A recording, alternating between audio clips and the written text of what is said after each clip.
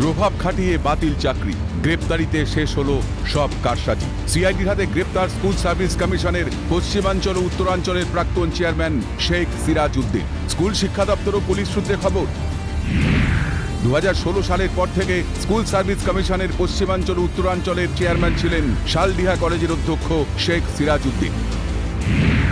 অভিযোগ, পদে থাকার সময় প্রভাব খাটিয়ে বাতিল হয়ে যাওয়া 2015 সালের প্যানেলের ভিত্তিতে স্ত্রী জেসমিন খাতুনকে স্কুলে চাকরি পাইয়ে দেন শেখ সিরাজ উদ্দিন।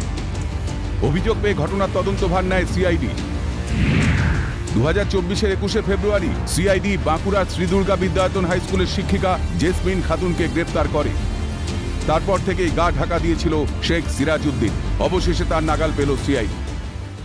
শিক্ষক নিয়োগ দুর্নীতি মামলায় অ্যারেস্ট হলেন শেখ সিরাজ উদ্দিন। তিনি কিন্তু 2016 থেকে 2024 পর্যন্ত যে এসএসসি তিনি কিন্তু চেয়ারম্যান ছিলেন এবং সেই পদে থাকার সময় তিনি কিন্তু প্যানেল যে বাতিল হওয়া প্যানেল, সেই বাতিল হওয়া প্যানেলে কিন্তু সেখানে কিন্তু তার স্ত্রীর নাম থাকলেও পরবর্তী সময় কিন্তু তাকে তিনি কিন্তু চাকরি পাইয়ে দিয়েছিলেন, এমনই কিন্তু অভিযোগ। তার বিরুদ্ধে অভিযোগ বলতে চাকরি দুর্নীতি মামলায় তিনি তার স্ত্রী চাকরি পেয়েছেন জেসমিনা খাতুন, তিনি অলরেডি অ্যারেস্ট হয়েছেন।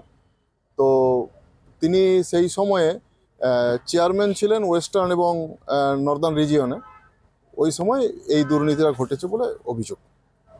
আজকে কি হলো? আজকে তাকে সিআইডি তাকে 7 দিনের জন্য পুলিশ হেফাজতে চেয়েছিল। তো বিচারক তাকে 27 তারিখে প্রোডাকশনের ডেট দিয়েছে।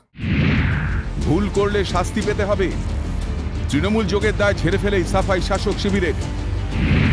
পাল্টা তৃণমূলের সব চোর বলে কটাক্ষ গেরুয়া শিবিরের। ভাই, যদি তার এগেন্সটে অভিযোগ থাকে তো অ্যারেস্ট হবেই। তার সঙ্গে তো আমার দলের কোনো সম্পর্ক নেই। যে ভুল করবে সে শাস্তি পাবে। তৃণমূল কংগ্রেস তো কাউকে বলেনি যে এইভাবে তুমি করো, বউকে চালিয়ে দাও। আমরা কি বলেছি? বলি। যদি অন্যায় করে তো কোর্ট আছে, বিচার হবে, শাস্তি হবে। এর সঙ্গে তৃণমূল কংগ্রেসের কোনো সম্পর্ক নেই। তৃণমূলের পুরো গোষ্ঠীটাই হচ্ছে চোর। আজকে যার স্ত্রী 1 মাস আগে অ্যারেস্ট হয়, আবার তাকে গতকাল অ্যারেস্ট করেছে। কারণ এই ভদ্রলোক তৃণমূলের খপ্পরেই ছিলেন, নেতাদের দখলেই ছিলেন। যেমন শেখ শাহজাহান এতদিন কোথাও খুঁজে পাওয়া যাচ্ছিল না, হঠাৎ করে পাওয়া গেল।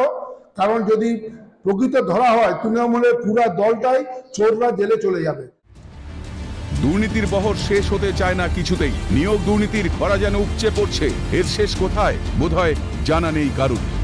বাঁকুড়া থেকে স্বরূপ রায়ের রিপোর্ট, ক্যালকাটা নিউজ।